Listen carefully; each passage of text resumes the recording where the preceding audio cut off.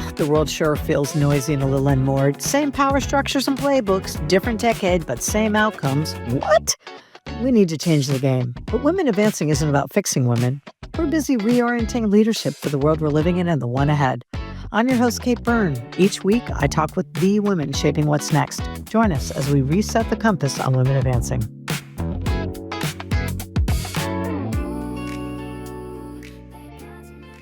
Hey, everybody. It's your host, Kate Byrne on Women Advancing.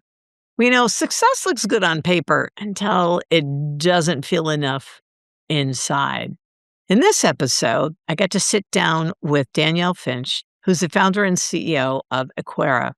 She's a systems builder turned founder who made the kind of pivot so many of us quietly contemplate, but we don't always act on it. So, she didn't set out to leave this stable global career path. She had a 20-year plan. She had the 401k, very responsible, very true to her Midwestern roots plan.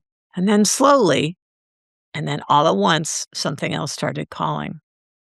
What unfolds in our conversation, which I think is really cool, is not a story of impulsive reinvention at all, but a thoughtful reorientation from corporate success to community-based tourism. Social entrepreneurism at its finest. From profit as the goal to equity as the outcome. From asking, should I do this? To recognizing staying is also a choice. And heck, there's no way I can stay. We're going to talk about courage, systems thinking, and what it really means to build something that shifts, not just scales. And how finally success defined as moving away from the hows and the whats to the whys. You focus on that, success flows to you. Be sure to stay to the end. They're chock-a-block. Oh my gosh, so many KB takeaways. And I look forward to hearing your feedback as always. And of course, thanks so much for listening and for your support. Let's listen. Women Advancing listeners, welcome. And please join me in welcoming today's guest, Danielle Finch, who's the founder and CEO of Equera. I cannot wait for you to hear her story, how she got to where she is. And oh my gosh, the lady is en fuego. She and Equera are just in this delicious moment where they're starting to really enjoy some momentum. So Danielle, welcome. Welcome to Women Advancing. Awesome. Thank you so much for having me, Kate. I'm really excited to be here. My pleasure. All right. We're going to jump right in because it is a very cool story. And it's one that many of us have dreamt of and in some ways possibly feared.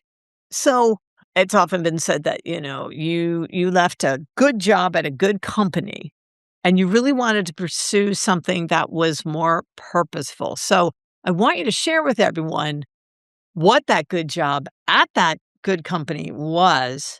And how, there was that moment when you realized, this success it's not enough. It's not giving me enough impact. And you decided to take that big, courageous jump. So take it away. Awesome. Yeah, thanks for that intro. So I'm super happy to be here again. And I guess that starts in 2024. So in 2024, I was working as the director of customer experience at Home to Go, which is the world's largest vacation rental marketplace. So I had been in travel tech for about 5 years at this point. And before that, I had had a successful career, mostly leading digital transformation at major brands like GE and Michelin. And I was happy with my career, to be honest. It was fulfilling. I had kept growing, but I You gotta were good say, at it. yeah, I was good at it. Yep. And I had also had I had really gotten some great opportunities that really just fueled the career, right? I had gotten exposed to working abroad at this time. By the way, I was living in Berlin. I'm from the US originally, but had moved to Berlin for Home to Go, which was, man, a lifelong dream to live abroad. And at the same time, I came to a crossroads that I had come to a couple of times before, where actually in Charlottesville, which is where I used to live and still love, and how we got connected. I heard the story of the Salesforce company, Salesforce.com, using their platform for good. They were tracking school attendance in a community in Kenya, and anybody that came to school got given water because a lot of times kids dropped out of school to go get water. So a very simple idea, but that was, I think, 2012. I had heard that, and ever since then, I every couple of years said, "Hey, am I doing enough?" Right? I had come out of a background where I really believed equity, and that I had been I'm a middle class American, and that gave me a lot of opportunity, to be honest, that I, yes, took advantage of, but I had a lot of opportunity. So using something like tech to provide more equity was always something that was on my heart. And so far, every time I had this kind of crossroads feeling, I just invested myself more in this mission by way of volunteering or financially supporting organizations. So I was doing that a lot on the side, working in mentoring programs in emerging markets or with women. But I came to this crossroads again, and I don't know, this time it was a little bit different. And to be honest, I said, okay, do I keep going in my career or do I really work in impact tech? And right when I started asking that question, I actually got approached and was being recruited by what would have been a company that would have been the next step on this career ladder, right? So it would have been the next rung, more responsibility. And I thought, yeah, cool, easy, answered. I'm going to just take this and keep doing what I'm doing. So that was my plan. But Yeah, there in you go. between, That's the key word. Ha ha ha. yeah, exactly. I think that would be 15 TED Talks about my plan and life. So there's Yes. that. That was my plan. And in between the first and second interview, literally, I stayed at a community based tourism organization in Malaysian Borneo. I was traveling, and it was my 50th country. I really wanted to go off the beaten path. And actually, planning this trip, I had been frustrated. Everything I saw on the booking platforms was generic, it was the same. And here you're in the middle of the Malaysian rainforest, and I wanted to find something unique. So I had been scrolling on Google Maps, literally like going along the river that I wanted to stay by, and found randomly this listing for Tungag Eco Camp. And it had 65 reviews, almost all 5 stars, and everybody saying it was like the best time of their life. So I booked it and I went. And when I got there, they told me it was community based tourism. And for those of you that don't know that model, like me at the time, it's locally led and socially sustainable. A percentage of revenue from that tourism goes into a community fund that helps develop the community. So I was like, whoa, this is cool. And the story of Toongog is that they had been kind of damaged by the palm oil industry. So to start making money again, they started homestays, pooled their money in the fund to buy a boat, added boat safaris to their offering. Yeah. And then pooled enough money to build these like amazing A-frame huts in the middle of the forest that we stayed in. And Google was right. It was the best time of my life. I met amazing people, and I realized that I could really only access this part of the world through this community and the products they offered. So I asked my guide as I was leaving, like, why aren't you guys full all the time? And she said, hey, it's really difficult to like get guests and get connected to global demand. And so working it for Home to Go, I immediately got it, right? I'd been working in travel tech, and I was like, oh, yeah, true. Like all of our professional like customers, not the people themselves, but all of our small companies, they have no problem. But these guys operate in a rainforest. So how are they supposed to kind of connect through the connectivity that exists? And so that was when this journey of questioning kind of started. And so I ended up not going forward in the interview process, but I still stayed in my job because I said, hey, this is just an idea, and I come from the Midwest, and stability and growing my 401k are my priorities in life. But that wouldn't go away. And so, long story short, over the next several months, I started digging into this more and being like, what is this problem? And is there a global use case, and can I solve it? And so, what I did is at that time, there was a contest. It was called the Social Entrepreneurship Entrepreneurs in Tourism Contest. And I worked on a business case and during nights and weekends to submit for this contest. And my idea was that I submit the case in June, I see the feedback in September, and then I decide there if I quit or not. And just to make a very long story short that we can still dive into more, throughout the course of the business case, I became convinced. I saw how big the problem was. I saw how big the opportunity was. I saw that without a solution like this, there's really no chance for these. By the way, there's 250K of these organizations in 85 countries around the world. And Mm. so that's by the time I submitted my application, a few days later, I decided to quit and take the leap. So that was what happened. Oh my gosh. So I have to ask, when you did that, what fears showed up? I mean, I can think it seems like a basic question, but I'm just kind of curious. Mhm. Yeah, sure. A lot, that I would be lying if I say they don't sometimes resurface today. That was about a year and a half ago, so they still surface, but a couple. And maybe I can talk a bit more about that process, right? So there are a couple months between getting back from Borneo and deciding to quit. And so here's what Yeah. happened. There are three things. One, I decided to dig more into the topic. So I did something cool. I was in Barcelona for something, and I went to a bookstore and I said, look, I'm going to buy a book on wealth gaps, on travel industry, and on founding, which I bought originals by Malcolm Gladwell, and I can't remember the other two. And so I said, look, just going to read these topics, right? And see kind of how I feel. And so there was one light bulb moment. Reading the book about wealth inequality, I was on the subway back in Berlin one night. I started crying.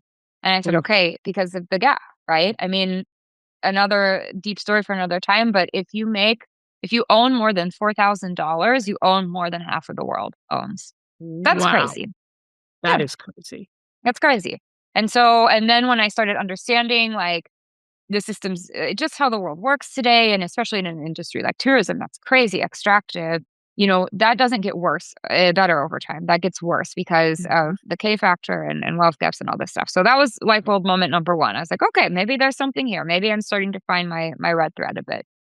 And then light bulb moment number two is I was working with a coach and he was amazing. And I had basically come to him and said, look, I'm at, again, a crossroads of my career. This happens every couple of years. This feels a little bit different. How would I approach it? And so he said, yeah, let's do this together. And so he had me do an exercise. And to be honest, I thought it was super stupid. He told me to, I'm a very like thinking person, not a feeling person, right? And so he said, to start this part of the journey, I want you to write down how you want to feel every day. And I was like, this is so dumb. Can we like write down the decisions that I need to make? And, so I put it off, and then I did it. And at the end of that exercise, I was like, whoa, whoa, whoa, wait a second. I get what he's doing, right? He's now, so think about this. I'm starting to have this feeling about the wealth gap that I'm really passionate about. And now he's saying, like, how do you want to feel? And is that how you're feeling every day? Blah, blah, blah. So that was kind of light bulb number two to start like looking in myself and doing that. And then kind of not a light bulb moment, but because again, I'm type A and coming from the Midwest, I did all the practical stuff I needed to do. I started looking at like, okay, could I do this financially? Could I do this logistically? Could I do this? Am I in good mental and physical health to take this risk? Like, could I do this? And all of those answers were yes. And so I got to and I submitted the application, but I still, like I said in the weekend, but what I didn't say a second ago is that I submitted the application on a Saturday, and at the time I was going to a church that meets on Saturday night. And so everything like felt like it was lined up, but it wasn't clear yet, right? So I was saying, Mhm. okay, I need, and I like I'm a Christian since many years. I walked away, I came back, and Right. You I like really believe signs, in, confirmation. yeah, exactly. And for every big move, I've always kind of felt something very spiritual, and so I hadn't felt Mhm. that yet. So long story short, it's gonna sound like a long story, but I promise it's not. The weekend before, I was running an ultra marathon in Macedonia, very random, North Macedonia, and I had gotten lost and not finished the race. So technically, I did the 50K, but I got off course and I ended up having to go to this random hut in the middle of the nowhere. Where at first I was very scared, but by the end of the night, I ended up making friends, fishing, watching Euro Cup, and honestly had a much better time than had I finished the race. My friend finished the race and said, hey, the finish line's very boring. So I had this unplanned, I was paranoid on the side of the mountain by myself, but it ended up being like the time of my life. So, very long story short, I'm at church saying, God, like, I need your guidance. And a couple of things happened. And the sermon that day was actually on how living out of your purpose builds resilience. And resilience is like my key word of my life. My friends got me a bracelet a couple of years ago that actually says resilience. And I was like, okay, this is fitting. And he basically said, okay, pray about what's keeping you from living your purpose. And I did that. And so very quickly, I got this very clear guidance from God. And he said, hey, this is, remember how because I kept saying, I don't want to leave my path. I went to business school. I was on a career ladder. I'm doing well. It's safe. I don't want to leave my path. Like, I like it.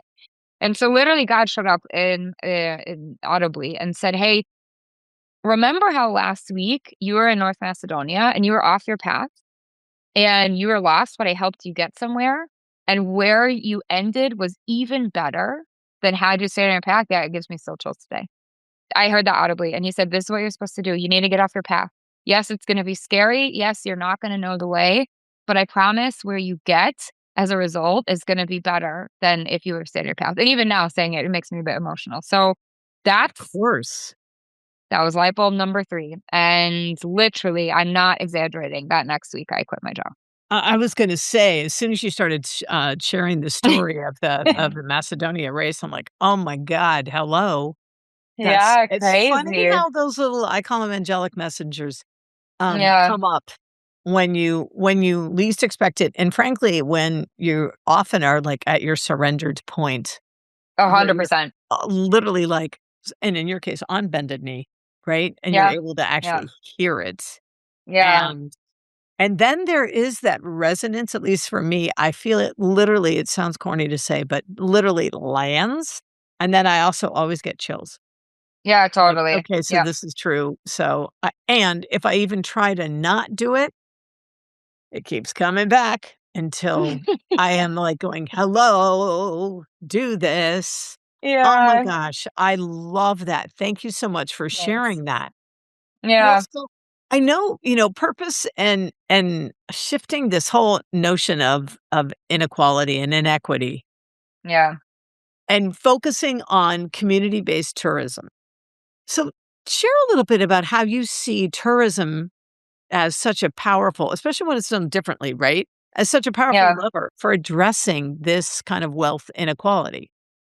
Yeah, it's a good question. So tourism is one of the world's largest industry. I think it's got there's billions of dollars flow is trillions of dollars flowing through the tourism industry every year. And unfortunately, it's also one of the most extractive. And so there's this famous stat out there that in emerging markets, up to 95% of tourism revenue that enters communities leaves. And of course, I started my research and my hypotheses on this, but I've got to tell you, Kate, like it is way worse than I thought, right? So, if you start thinking it, so the way that tourism, so there's a couple reasons why, right? So the way that tourism in emerging markets works, and I'm generalizing, but to explain kind of the problem we're focused on, is that you've got, traffic coming from outbound markets, which would be like where I am in Europe or where you are in the US, going to kind of inbound markets, let's say Uganda, which is our first place where we launched. And then you also a lot of times have strong currencies coming Mhm. to what's more considered a risky currency. And the problem is that you can start seeing already there's a bit of a power dynamic, right? That the demand is coming and the money is coming kind of it's top down. And so that's okay.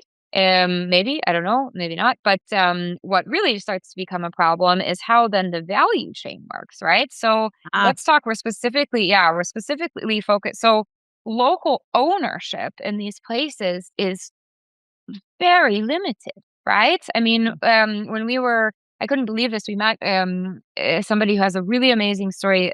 I'm sure it's fine saying this. He's quite known. Amos Wakeza is a huge entrepreneur and very amazing, prominent leader and figure in Uganda tourism, right? And he was the first Ugandan to open a lodge in Uganda in 2006.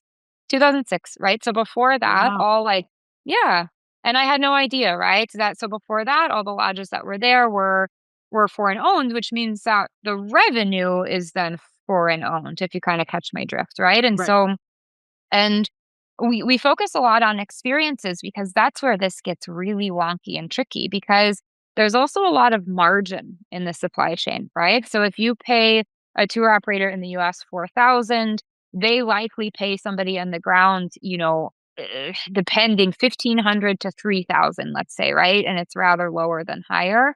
And then Mhm. everybody works, in this setup with tour operators, and they also then charge a margin and a markup between the local ground suppliers and then themselves. And this you have to do this, right? You have to charge some margin for the services, but because there's a lot of margin and because there's not transparency on this part of the sourcing, it gets really wild really quickly. And so Ah, yeah, and so this is why when I quit, I moved into a backpack, and for the first 5 months of last year, or 5 months last year, spent time across Asia, Africa, and Latin America to really understand, like, what's going on? Is this a global problem? Can there be a global solution, right? And in that time is when I realized, like, whoa, this is really bad. So 2 stories that are real on the field.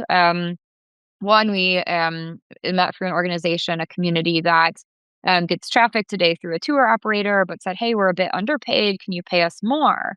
And that tour operator said, "No, we're not going to pay you more. What you get is what you get. And by the way, we're your only traffic source. So if you don't like it, we're going to stop bringing people to you, and we're going to tell everybody that your community has an Ebola outbreak. So nobody will come to you anymore.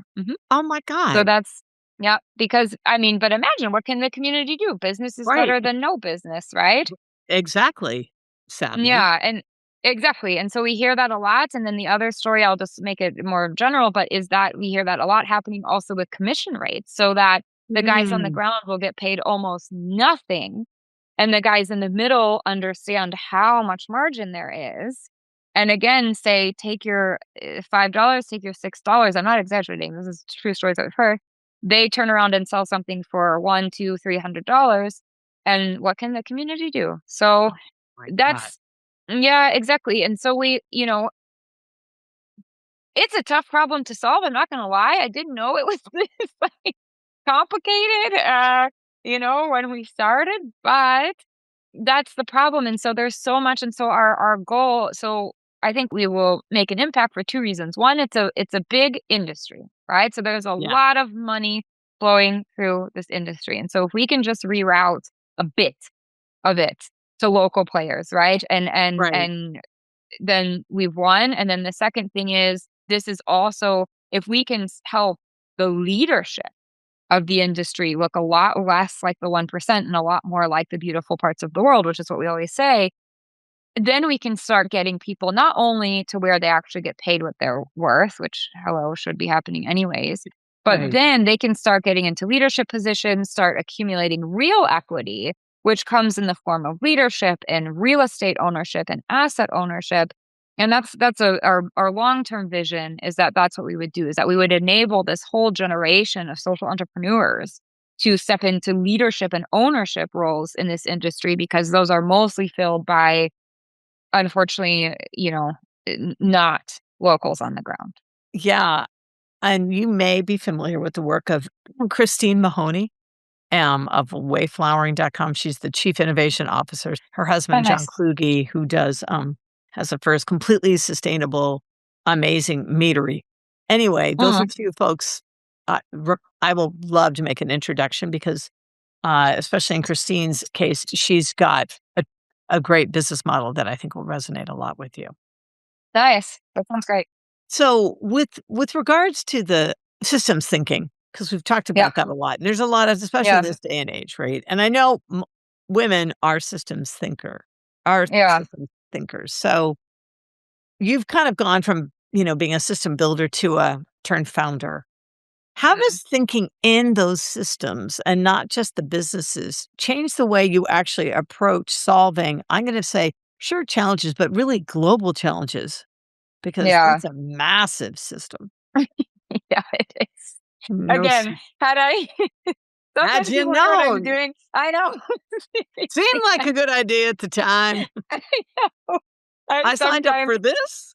oh, I know. And sometimes, when I tell people what we're doing, like in the industry, they'll get these big eyes and they'll be like, whoa, what you're trying to do is really big. Somebody told me the other day, they're like, you're like a bull in a china shop. I'm like, I know. But actually, so I first became a bull in a china shop. So let me tell you where I learned that. And I'm super grateful. Like I said earlier, I'm grateful for the opportunities. Yeah. Why I left Charlottesville back in 2017, which was very sad, but exciting, because I got recruited to join Michelin, and I got Ah, recruited to lead their digital customer service transformation across all B2B and B2C product lines with this startup initiative within the company. It was amazing. It was really, really cool. I led several global teams, and we worked together I was on the customer service side, but also with peers in sales and marketing and B2B partnerships.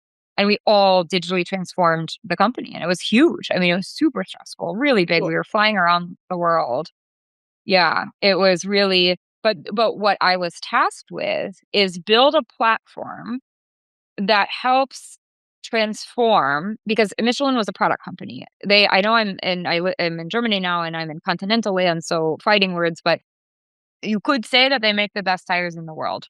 Right. People here would say Conti, but okay.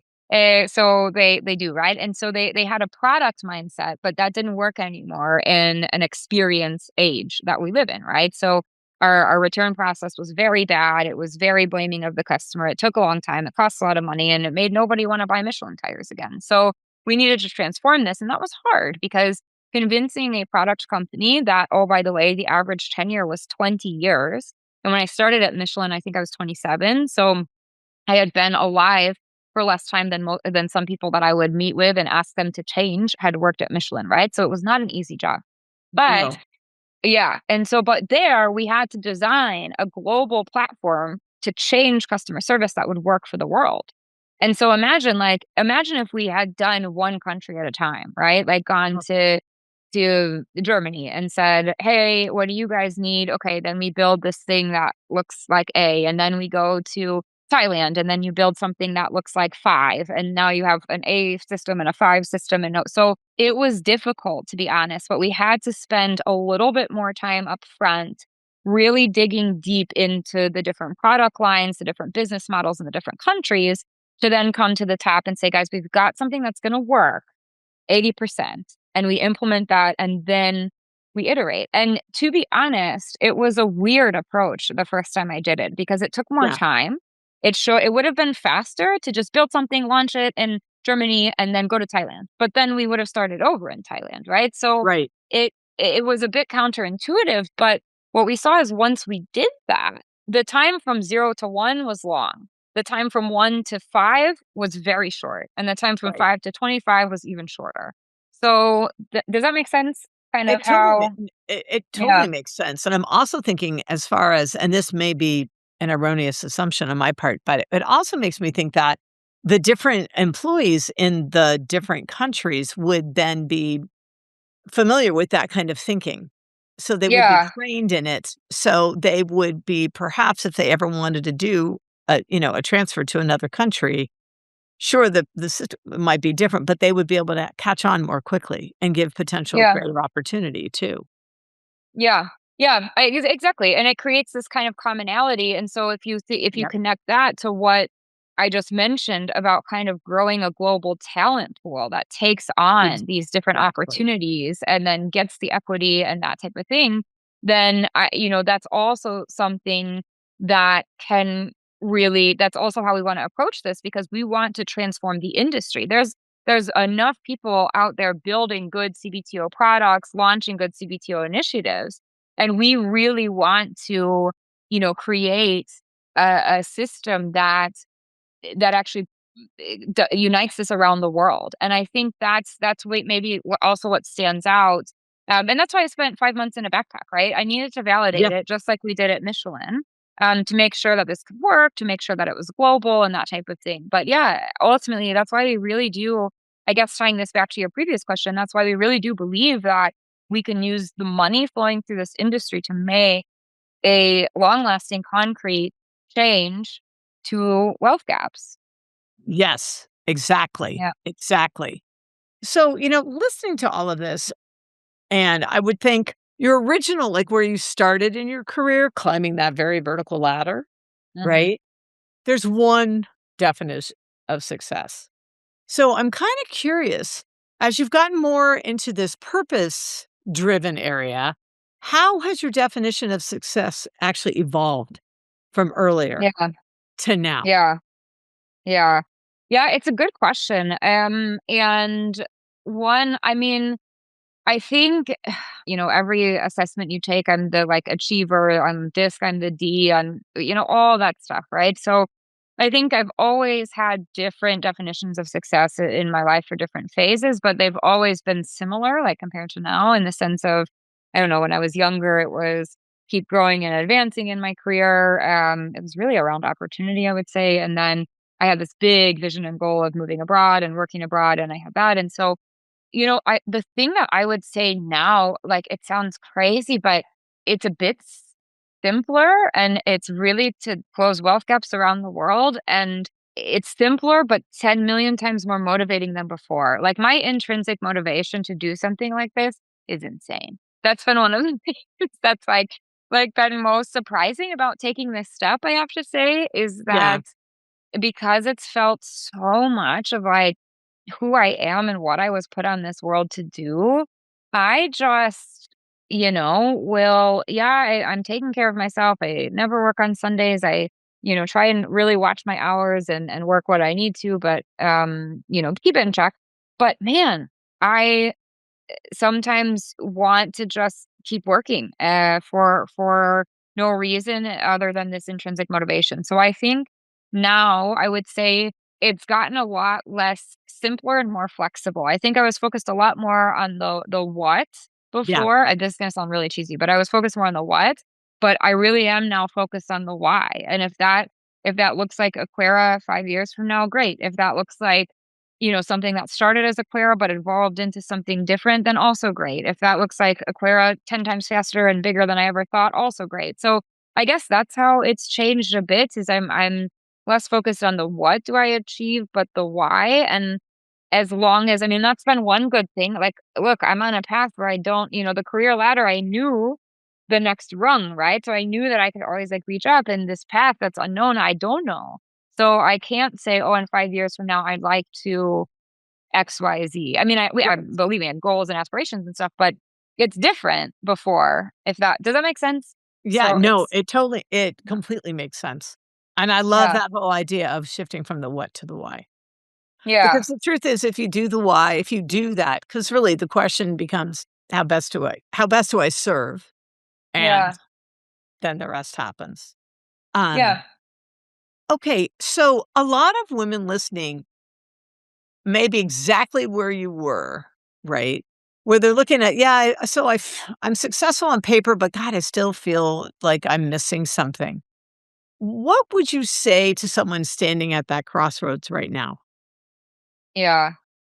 I think it's a good question. I would say honestly, what I would say 2 things. So, I would say, figure out practically so kind of my experience. 1, figure out practically what you would need to do to take that leap, right? Whether that's you need to get to a certain place, again, physically or mentally, health-wise, you need to, get to a certain goal financially from a savings perspective, or you need to get to a certain goal from a knowledge or credential perspective. But be careful with this because I feel like as women, we can also set a bar that's impossibly high, where not to stereotype, but maybe our male colleagues would jump a little bit further faster. But I know how I work and I know I needed like a baseline of stuff, right? But make sure it's kind of one of these SMART goals, like specific, measurable, oh gosh, now I forget the acronym, actionable, time bound.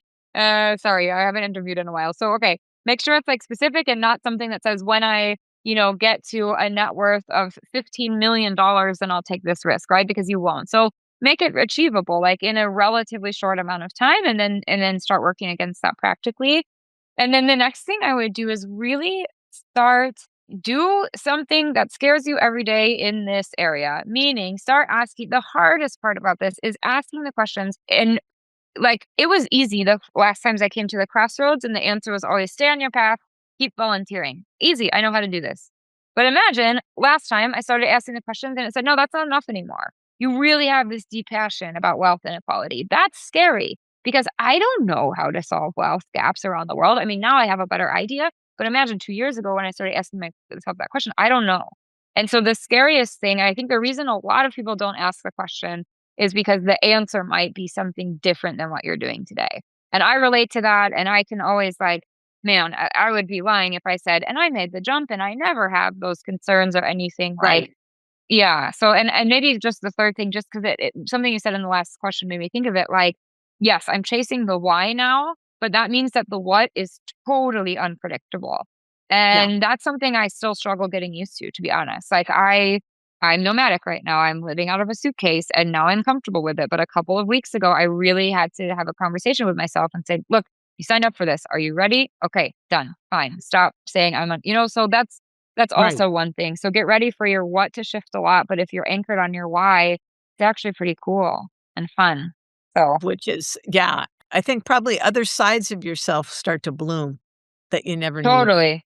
Right. 100%. Yeah. Yep. Absolutely. So, speaking of that, then, knowing what you know now, what advice would you give your younger self? Yeah. I think so. Yeah. I used yeah, no, I joke because I always used to say, make a plan, but be ready to break it. But that's my old advice. What I would say now, I gotta say, I wish that I had learned at a younger age, like younger in a career phase, to to play big and play nice at the same time. So this Mhm. is a theme that's been coming up a lot right now. But I have an amazing therapist. I've talked to her about it. I've read a book she recommended, and I think I've even talked to a mentor about this as well.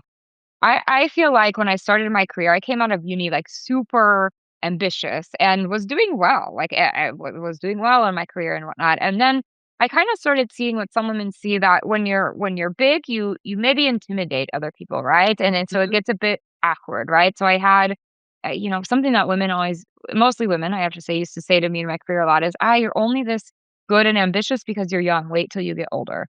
Sorry to say I'm 37 and I think I have more energy than at 22, right? So that's not Uh-huh. true. And then I also just had a lot of people just when I was younger, kind of like it was hard to be big and be successful and to be Right. nice at the same time, in the sense of like, so what started happening is then when people would say these things, I would be like, oh, okay, but it's okay. Like maybe I don't want to, like I could sense that maybe it was kind of off putting to come in with this ambition stuff. So I started taming that a little bit and I started Uh-huh. making myself smaller. Yeah, to be liked. I liked being liked. I liked having people around me It's a that, human thing. and yeah, exactly, and I do feel like as women, there's this classic book, "Nice Girls Don't Get the Corner Office," and I also read that, right? But I feel like you have to choose. I think it's a lie, but I didn't navigate that lie early on in my career, right? So I feel like Mhm. learning how to be assertive, learning to not make myself small, it's something that, unfortunately, because I started to choose to be small and liked than big and threatening. Honestly, I spent a lot of my time in my career like that. And I feel like that's really hurt me as I stepped into a founder role, and on the outside, you probably couldn't tell, but on the inside, that's been the biggest thing that's come up is like, okay, Yeah. in order to do this, I have to take big swings. I have to realize that I'll get in that situation again. But I've also grown a lot, right? I've lived for the last 6 years in Germany. The culture is a bit more direct.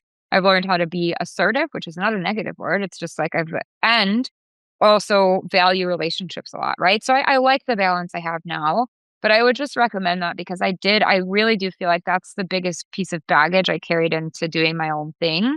And the Mm. self-doubt that came with that, I didn't like that. So, if you're at a point where you do have these big ambitions and you kind of feel this tension between that, like there's a really good book called Playing Big, and I'm forgetting the author, and I hate Right. Tara Moore, actually. Yeah, it's a good one. And so that's what I would tell myself younger, like, hey, your ambition's not going to go away, so figure out how to keep it and keep growing while also, navigating How the to harness relational. it. Yeah, exactly. Yeah, yeah, and navigate the relational side. So, yeah, that's what I would tell my younger self. Oh my gosh. Well, Danielle, thank you so much. Wise, wise words, my friend. Thanks. Definitely wise words for everybody of all ages and stages, I would say too. Mhm. Yeah, thanks. I definitely, my friends kind of often say that I'm the most reflective person they know, and that also the downside of that is I'm a big overthinker, and my mom can attest to that. But yeah, it's something I like to do and also like to share because I made a commitment that when I started this journey, I would be super open and vulnerable and share the highs and the lows to make founding or chasing after your why a lot more approachable. I think it's pretty hard to do, and so yeah, hopefully those lessons and insights help others that are considering something similar. Well, that's incredibly generous of you too, because a lot of people still freak out about saying, this is hard, or Mm, I can't do it alone, or here's where I made a mistake. But the truth, and you just said it, is the more open we are about that, then the more everybody, right? All the ships rise more yeah, quickly. yeah, So, 100%. Yep, right? Knowledge is absolutely. power, but really only when it's shared. So everyone starts sharing. Ah, Yeah, exactly. well, Yeah. thank you so much for making the Yeah, time and coming on Women Advancing. I know listeners, you will agree with me that that was chock a block full. I think I don't even want to do KB takeaways because I think I will just repeat the entire conversation we had. So with that, I look forward to continuing the conversation and hearing about how the momentum that you're experiencing and watching you grow. And then yeah. everyone, we should be taking a trip and utilizing Equera. So, Oh, yeah, totally. sta- Yeah. so stay tuned. All right. Awesome. Yep.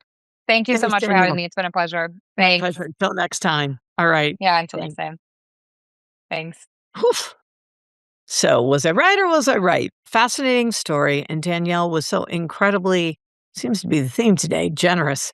was sharing all the reels, all the feels, all the truth of being a founder, of going from a hotshot in a corporate environment to going out and building a company that is purpose-driven and seriously becoming a social entrepreneur who will shift the lives of generations to come across many geographies. KB takeaways.